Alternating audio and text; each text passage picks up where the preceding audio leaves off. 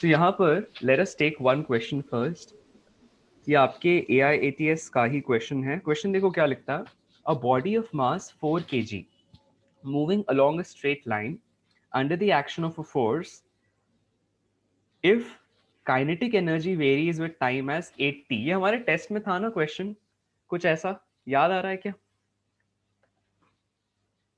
कीर्ति? ऐसा एक क्वेश्चन था, काइनेटिक एनर्जी या फोर्स का वेरिएशन हो रहा है, कुछ फोर्स निकालना है, कुछ ऐसा था कि नहीं?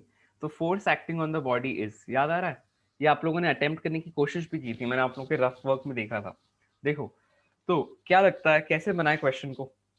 हनीफा, हम लोग जानते हैं क्या फॉर्मूला क्या होता है? The relation of what is the value of kinetic energy? Half m into half m v square. Half m v square. इसको यहाँ पे लिखेंगे half m v square is equal to 80, है ना? तो अभी क्वेश्चन में देता है mass of the body is 4 kg। तो यहाँ से बताना हनीफा, यहाँ पे अपन m सब्स्टिट्यूट कर सकते हैं कि नहीं? 4 right by 2 v square is equal to 80। 4 2s are, this will result in v square is equal to 40। अब हमें क्या कहा जा रहा है? हमें क्वेश्चन कहता है find out what is the relation between force and time. मतलब टाइम के साथ फोर्स इंक्रीज कर रहा है, डिक्रीज कर रहा है, या फिर कांस्टेंट है ना? या जो फोर्स काम कर रहा है वो जीरो है। आपको इन चारों में से एक ऑप्शन सेलेक्ट करना है। फोर्स इंक्रीज कर रहा है, डिक्रीज कर रहा है, कांस्टेंट है, या फिर कैसा है? जीरो।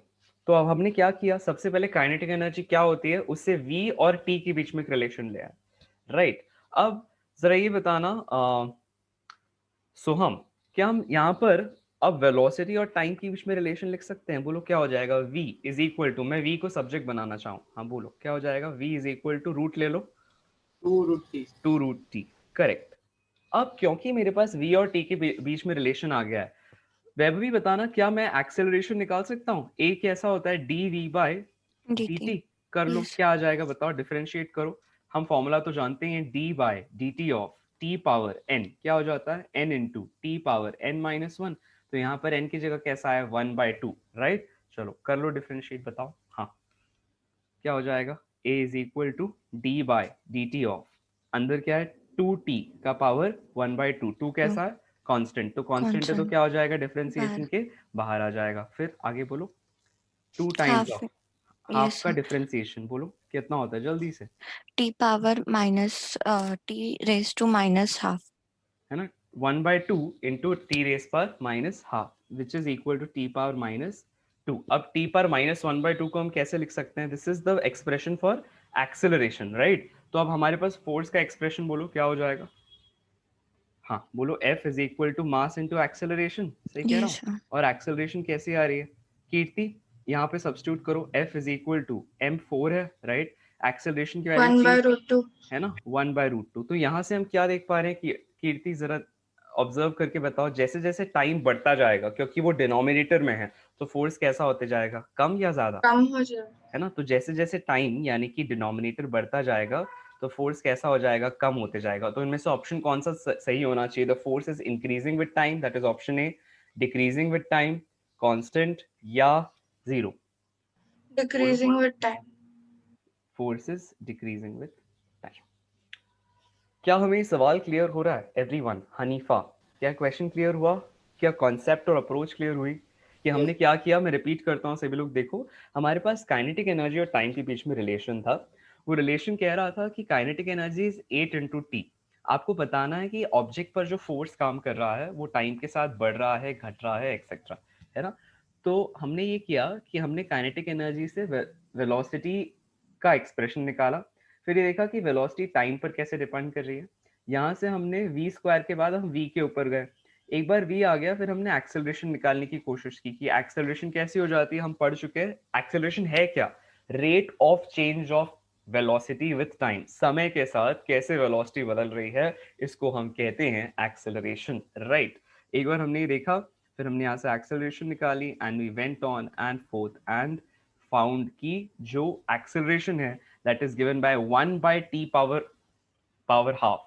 सो एक्सेलरेशन के लिए हमें निकालना क्या था? फोर्स निकालना था। ये देखना था कि फोर्स कैसे टाइम पर डिपेंड कर रहा है। तो अभी एक्सेलरेशन का टाइम पर डिपेंडेंस आगे देखो, फिर हमने क्या लिखा, force is mass into acceleration. Basically अपने दिमाग को ये याद रखो कि जब भी कभी मैं जानता हूँ ये बात कि force is equal to mass into acceleration, मेरे पास काइनेटिक एनर्जी है, तो वहां से वेलोसिटी का रिलेशन आया, वेलोसिटी से एक्सेलरेशन है, एक्सेलरेशन से मैंने फोर्स निकाल लिया।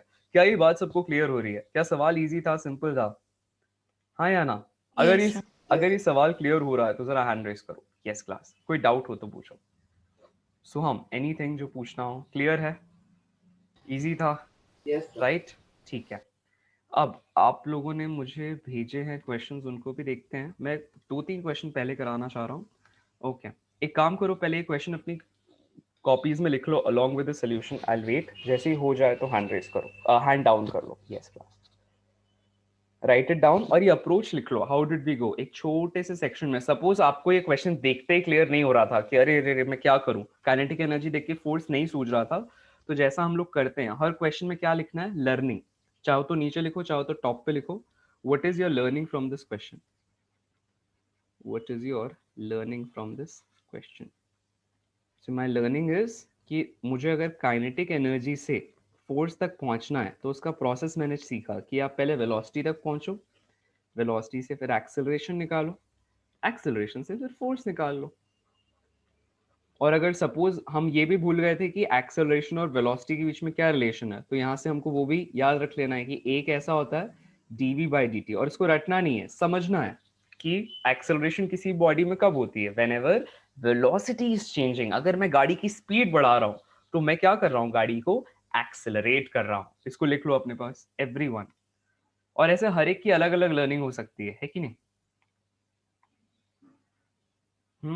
क्या लगता है हनीफा, क्या सवाल हमें क्लियर हो रहा है अच्छे से एकदम? लिख लो। यस चलो, good good good, right it down. जैसे ही हो जाए आप लोग अपने हैंड्स वापस डाउन कर लीजिए ताकि हम अगले सवाल पर पढ़ सके।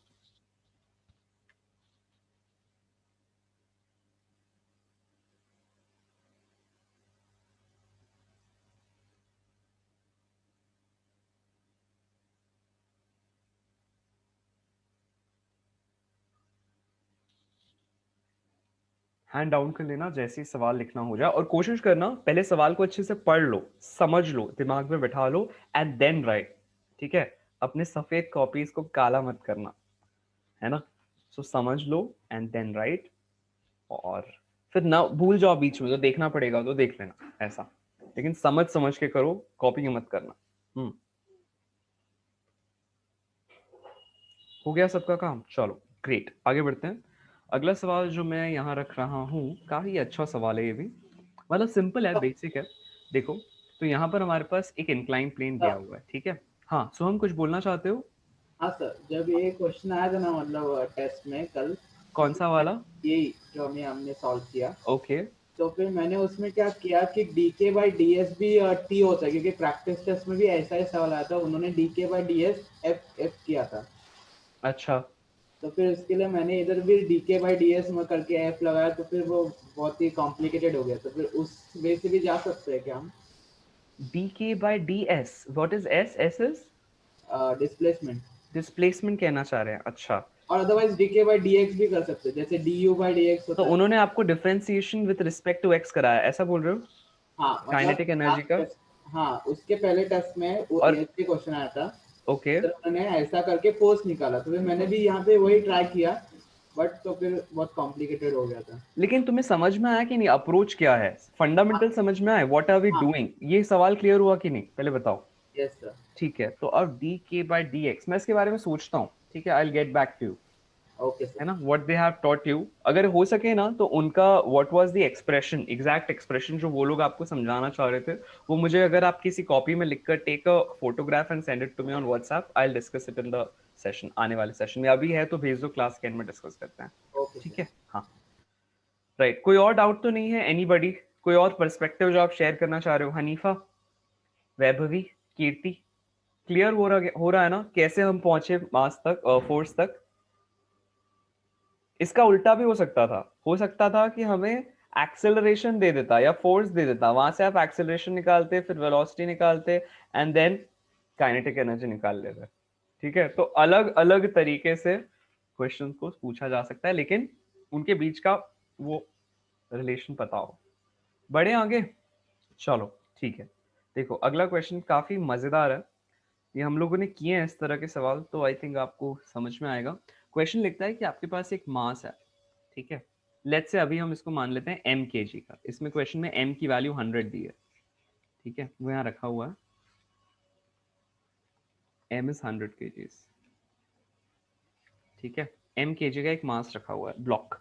लिखता है ये जो इंक्लाइन प्लेन है ये रफ है, रफ मतलब there is some friction act करेगा जो इस ब्लॉक और इंक्लाइन प्लेन के रिलेटिव मोशन को क्या करेगा, अपोज करेगा। हमने क्या देखा था उस दिन, हमने देखा था फ्रिक्शन एक ऐसा फोर्स है जो क्या करता है, रिलेटिव मोशन को अपोज करने की कोशिश करता है, या तो रिलेटिव मोशन या टेंडेंसी ऑफ रिलेटिव मोशन। क्या कहा था हमने, या तो रिलेटिव मोशन या फिर टेंडेंसी ऑफ रिलेटिव मोशन को क्या करता है, अपोज करता है।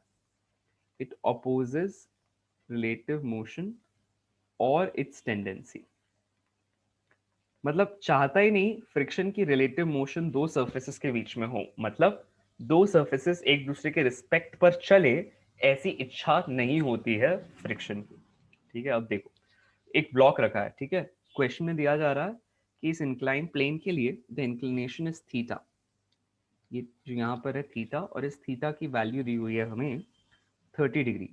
क्वेश्चन लिखता है if the coefficient of friction is 1/√3, यहाँ पर इस सरफेस और इस ब्लॉक के बीच में the mu value is 1/√3, तो the minimum force which is required parallel to the plane, ऐसा लिखता है, to keep the mass in equilibrium। देखो तो यहाँ पे लिखता है कि क्या मुझे कितना फोर्स लगाना पड़ेगा पैरेलल में, यानी कि इस जगह F, ताकि ये मास नीचे ना स्लाइड हो इक्विलिब्रियम में। इक्विलिब्रियम मतलब कीर्ति, इक्विलिब्रियम शब्द का क्या मतलब है, क्या होता है, हम नेट लोग क्या फोर्स देखते इज हैं? 0। लेकिन हम लोगों ने नेट फोर्स से जीरो करने का क्या तरीका सिखाया, आप कभी भी इस तरह का एक्सप्रेशन हो तो एक डायरेक्शन के लॉन्ग एक्स एक्सिस ले लो और दूसरा कहाँ ले लो, वाई एक्सिस। तो सोहम अगर मैं एक्स एक्सिस को अलोंग दी इंक्लाइन लेता हूं तो वाई एक्सिस कहाँ आ जाएगी, परपेंडिकुलर टू द इंक्लाइन। सही कह रहा हूँ सोहम? Yes sir. ठीक है, तो चलो अब एक एक करके इसका फ्री बॉडी डायग्राम बनाते हैं। ये सोहम के साथ लेते हैं। सोहम ट्राई करो किस तरह से फ्री बॉडी डायग्राम बनेगा। मैं यहाँ पर इस ऑब्जेक्ट को बनाता हूँ, बताना इस पर कौन कौन से फोर्सेस काम करेंगे। सोहम कितने कॉन्टैक्ट्स हैं इस ऑब्जेक्ट के, एक या दो? सोहम एक कॉन्टैक्ट है, इसका मतलब उस कॉन्टैक्ट की वजह से जरूर क्या काम कर रहा होगा, नॉर्मल रिएक्शन। हमारे रिएक्शन ठीक है, तो उसको बना देते हैं। तो यहाँ पर सोहम आपकी आवाज काफी दूर से आ रही है ऐसा लग रहा है, तो can you bring your microphone a little closer to your mouth, हो सकता है उससे आवाज थोड़ी बढ़ जाए। एक मिनट सर, मैं हाँ ऑडियो सेटिंग्स चेंज कर। हाँ हाँ कोई बात नहीं, ठीक है, दैट्स ओके। आप बाद में भी ट्राई कर Yes, सकते हो। sir. आवाज आ रही है बट थोड़ी धीमी आ रही है इस तरह से। हाँ सर अभी आ रही है इससे? I think better. हाँ ठीक है सो चलो। या सो आपके पास यहाँ लग रहा है नॉर्मल रिएक्शन, और कौन सा फोर्स काम कर रहा होगा सोहम? नीचे की तरफ वेट, वेट राइट, और उसको अपन कितने दो कंपोनेंट्स में स्प्लिट कर देते हैं, mg sin theta mg cos theta. एक है mg sin थीटा या यहाँ पर पैरेलल टू द इंक्लाइन, और कौन सा mg mg cos theta. cos theta. ठीक है हनीफा, मुझे बताना अगर नीचे की तरफ mg sin थीटा लग रहा है और वो ब्लॉक को नीचे लाना चाह रहा है तो जरूर फ्रिक्शन कहाँ लगना चाहिए, रिलेटिव मोशन को अपोज करने के लिए। ब्लॉक और इंक्लाइन के बीच में एक Opposite side. रिलेटिव, हाँ ऑपोजिट मतलब किस तरफ, अगर ब्लॉक नीचे आना चाह रहा है तो फ्रिक्शन कहाँ लगेगा बताओ, ऊपर। ऊपर की तरफ। Good, excellent. Along the incline upwards, ध्यान से सुनना, अलोंग द इंक्लाइन अपवर्ड्स, ये इंक्लाइन का डायरेक्शन है ऐसा, तो इसके अलोंग अपवर्ड्स क्या लगना चाहिए, फ्रिक्शन। रेड से बनाता हूँ, रोकने की कोशिश कर रहा है, ठीक है, तो फ्रिक्शन लग रहा है। और कोई फोर्स है क्या, देखो एक बार, और तो कोई फोर्स नहीं है। वैभवी चेक करके बताओ कोई और फोर्स है जो मिस आउट कर रहे हैं, हमने कवर कर लिए सारे फोर्सेस। सर कवर करने हो गए है ना। mg जो था क्योंकि उसको हमने रिजॉल्व कर लिया इसलिए अब उसको अलग से नहीं लेंगे, ठीक है। अब क्वेश्चन क्या कहता है वैभवी, इक्विलिब्रियम है या इक्विलिब्रियम नहीं है? इक्विलिब्रियम है। इक्विलिब्रियम है का क्या मतलब हमने समझा, net forces in the y direction कैसे हो जाएंगे बोलो, जीरो, जीरो और net forces in the x direction भी कैसे हो जाएंगे बोलो, जीरो। जीरो। अगर मैं सपोज किसे मान रहा हूँ, इसे एक्स डायरेक्शन माना है हमने, है ना, और इसे क्या मान लिया है, वाई डायरेक्शन, तो अब हम क्या करते हैं, वाई डायरेक्शन के और एक्स डायरेक्शन के फोर्सेस को क्या कर दें बोलो, इक्वेट कर दें, यस सर। राइट, जो करते जाओ। हाँ बोलो क्या हो जाएगा हनीफा? n हाँ चलो चलो वैभवी एक इक्वेशन आप बोलो, नेक्स्ट हनीफा से लेते हैं। n is equal to mg cos theta. ये ले रहे हो वाई डायरेक्शन में, ऐसा है कि नहीं? तो Yeah. वाई डायरेक्शन के लिए हम ले लेते हैं n is equal to m g cos theta. ठीक है हनीफा अगला वाला बताना, x डायरेक्शन में कैसा हो जाएगा बोलो। Yes. ऊपर की तरफ net forces in the upward direction is net forces in the downward direction, बताओ क्या हो जाएगा x के डायरेक्शन में? हाँ बोलो। F equals to mg sin theta. Excellent, लिखो सभी लोग लिख लो f is equal to m g sine theta. हमें क्वेश्चन में क्या करना है, हमें ये फोर्स निकालना है। अच्छा एक चीज तुम भूल रहे हो, एक फोर्स वैभवी मैंने तुमसे पूछा भी था, कौन सा फोर्स है जो इस पे काम कर रहा है लेकिन हमने मार्क नहीं किया है?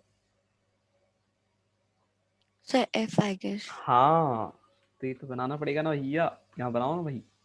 So make a force F over here. तो अब बताओ कहाँ पे ऐड करूं इस फोर्स को, किस तरफ Sir, काम कर रहा है? ऊपर की तरफ तो स्मॉल f के साथ जोड़ूं या एम जी साइन थीटा के साथ जोड़ूं, किस डायरेक्शन में बोलो? हाँ वैभवी बोलो। sir, F मतलब frictional force is equal to mg sin theta plus हाँ F. हाँ कीर्ति ये वाला स्टेटमेंट वेरीफाई करो, सही कह रही है क्या Sir, Vaibhavi? sorry, sir, frictional force plus F is equal to mg sin theta. ठीक है ठीक है कीर्ति सही है, ये स्टेटमेंट हाँ सही है सर। क्या? ठीक है तो कैपिटल F, क्वेश्चन क्या पूछ रहा है, कितना मुझे कैपिटल F लगाना पड़ेगा ताकि ब्लॉक स्लिप ना करे, ऐसा पूछा जा रहा है ना। अब हमें यहाँ पर दूसरी वैल्यूज दी हुई है, m दिया है, थीटा दिया है, तो चलो कैलकुलेट करें। कीर्ति वैल्यूज डालते जाओ m और थीटा की, बताते जाओ क्या क्या एक्सप्रेशन की वैल्यूज आएंगी। हाँ बोलो। n इज इक्वल टू क्या हो जाएगा 1000, 100 है ना? हाँ mg कैसा हो जाएगा 1000 इंटू क्या हो जाएगा बोलो cos 30, हाँ। Right, which is √3/2। ये कैसा हो गया 500 √3, है ना। और बताओ नेक्स्ट क्या करें, हमें f निकालना है, तो f की वैल्यू कैसी हो जाएगी mg sin theta sin theta minus minus friction. अच्छा ये किस तरह का फ्रिक्शन काम कर रहा होगा? दो तरह के फ्रिक्शन है जो हम लोगों ने देखने हैं इस हफ्ते, कौन कौन से? एक है static friction और स्टैटिक और दूसरा है काइनेटिक। स्टैटिक फ्रिक्शन कब काम करता है? जब ऑब्जेक्ट्स मूव कर रहे हो या ना कर रहे हो? ना कर रहे। ना कर रहे हैं, क्योंकि स्टैटिक शब्द का ही क्या मतलब है, व्हेन इनफैक्ट ऑब्जेक्ट्स के बीच में रिलेटिव मोशन नहीं हो रहा है। क्या क्या मैंने, जब ऑब्जेक्ट्स के बीच में क्या नहीं हो रहा है, रिलेटिव मोशन नहीं हो रहा है, उस तरह के फ्रिक्शन को मैं क्या कहता हूँ? Static friction. क्या कहता हूँ? Static friction, right. तो सही कह रहा हूँ कि नहीं कीर्ति जी, बताइए। हाँ सर। ठीक है तो हमारे पास दो तरह के फ्रिक्शन है, जिसमें से हम यहाँ पर यूज कर रहे हैं स्टैटिक, क्योंकि क्वेश्चन कहता है कि there is equilibrium, block move नहीं करना चाहिए, ब्लॉक मूव नहीं करना चाहिए। ठीक है क्या वैल्यू होती है इसकी, मैक्सिमम वैल्यू क्या होती है स्टैटिक फ्रिक्शन की, बताओ। The maximum value of static friction is called limiting friction. और क्या वैल्यू होती है? म्यू इनटू एन, यही होती है क्या सोहम? Yes sir. राइट चलो ठीक है। तो यहाँ पर नहीं, क्वेश्चन में I'll repeat the question. Question कहता है mass of 100 kg is placed on a rough inclined plane of inclination 30 degree. If the coefficient of friction is 1/√3, the minimum force required. Question कहता है the minimum force required, मतलब ये F minimum की क्या value होनी चाहिए to make sure कि object slide ना करे। तो अगर ये मिनिमम हो रहा है जरूर, तो मैं यहाँ पर F स्टैटिक को क्या कर सकता हूँ? सो हम बताना, मैक्सिमम कर सकता हूँ। यस हाँ या सर। ना, क्योंकि अगर ये माइनस की साइन है ना, इसका मतलब हुआ कि मुझे mg sin थीटा को कैसा रखना पड़ेगा? मिनिमम, और इसको कैसा रखना पड़ेगा? मैक्सिमम। मतलब अगर आप दो क्वांटिटीज है, लेट्स से मैं 5 माइनस x कर रहा हूँ, तो बताना मैं x को अगर बढ़ाते जाऊं, वैभवी ये तुमको बताना है, अगर मैं x को बढ़ाते जाऊं, if I keep increasing x, तो बताना इनका जो डिफरेंस है y, वो कम होते जाएगा बढ़ते जाएगा? Sir, कम होते कम जाएगा. होते जाएगा। इसका मतलब x की मैक्सिमम वैल्यू पे बताना y मिनिमम हो जाएगा, मैक्सिमम हो जाएगा। Mean. हमें बात क्लियर हो रही है क्या? किस किस को ये पॉइंट समझ में आया? ये बहुत सिंपल सा पॉइंट है, और सिर्फ यहाँ नहीं, बहुत जगह काम आएगा फिजिक्स में। अगर आप लेते हो quantity A is equal to quantity B minus quantity C, तो ये जो C क्वांटिटी है, ये जितनी बढ़ेगी उतना जो A क्वांटिटी है यानी कि Y, ये घटता चला जाएगा। ये पॉइंट किस किस को समझ में आ रहा है? जरा एक बार हैंड रेस करो कि when this quantity becomes maximum, Y हो जाएगा मिनिमम। अगर ये क्लियर हो रहा है हैंड रेस करो। अगर लेट्स से अगर मैं x के जगह यहाँ पर सपोज पहले 1 था, ठीक है, फिर x की जगह 2 डाल दूं, ठीक है, तो क्या हो जाएगा, इसका डिफरेंस पहले क्या आ रहा था 4, अब देखो डिफरेंस कैसा आ गया 3, फिर x की जगह 3 डाल दूं तो डिफरेंस कैसा हो जाएगा 2। तो देखो डिफरेंस घटता जा रहा है, 4 फिर 3 फिर 2। हनीफा ये पॉइंट क्लियर हो रहा है कि नहीं? कम होते जा रहा है y, तो जैसे ही x मैक्सिमम होगा y मिनिमम हो जाएगा। हनीफा क्या ये पॉइंट क्लियर हो रहा है? Yes, sir. ओके पक्का? आपका हैंड रेज नहीं है इसलिए पूछ रहा हूँ। ओके कूल, ठीक है। तो इसको अपने पास लिख लो as a key note point, ये बहुत ही इंपॉर्टेंट है, छोटी सी चीज लगती है बट है बहुत इंपॉर्टेंट। तो इसको अपने पास लिख लो, class can bring your hands down, thank you. So this is a key note, है ना। ये इस क्वेश्चन की छोटी सी लर्निंग है। क्यों? क्योंकि आपको देखो यहाँ पे बोल रहा है मिनिमम फोर्स निकालो, तो इसीलिए फ्रिक्शन, स्टैटिक फ्रिक्शन को क्या करना पड़ेगा, मैक्सिमम। और अभी भी तुम लोगों ने कहा कि स्टैटिक फ्रिक्शन की मैक्सिमम वैल्यू क्या कहलाती है, limiting friction and is equal to μ1।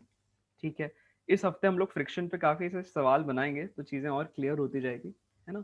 तो लिखो mg sin थीटा, यानी कि यहाँ आ जाएगा 1000 इंटू जी, राइट, और 100 सॉरी, है ना।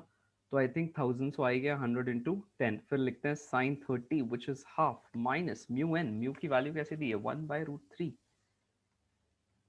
ठीक है, और n कैसा आ जा रहा है देख के बताओ यहाँ से, कीर्ति कितना आ रहा है, Cos theta. mg cos theta, right. तो विच इज 1000 इंटू cos 30, कितना हो जाता है cos 30, √3/2. 3/2। तो cos 30 इज √3/2, इसको डायरेक्टली लिखते हैं 500 आएगा. √3/2। बोलो बोलो, 0. है ना। देखो ये 1√3 और √3 कैंसिल, 1000/2 माइनस 1000/2 कैसा हो गया, 0 फोर्स। मतलब हमें कोई फोर्स लगाने की जरूरत नहीं है, वो ऑब्जेक्ट अपने आप ही बिना कोई प्रयास किए क्या कर लेगा। देखो यहाँ पर जो फ्रिक्शन है और mg sin थीटा है, दोनों का कंपोनेंट वैल्यू कैसी आ जा रही है, इक्वल आ जा रही है। mg sin थीटा कंपोनेंट और फ्रिक्शन की वैल्यू अपने आप ही इक्वल आ रही है, तो friction is more than sufficient in stopping the block. मतलब mg sin थीटा नीचे और फ्रिक्शन ऊपर, यही सफिशिएंट है ब्लॉक को जस का तस रखने के लिए, हमें कोई फोर्स लगाने की जरूरत पड़ ही नहीं रही। So minimum force comes out to be 0। I think that was option number 1। क्या हमें सवाल क्लियर हो गया एवरीवन? अगर हो गया है तो जरा हैंड रेस करो, कोई डाउट हो तो पूछो।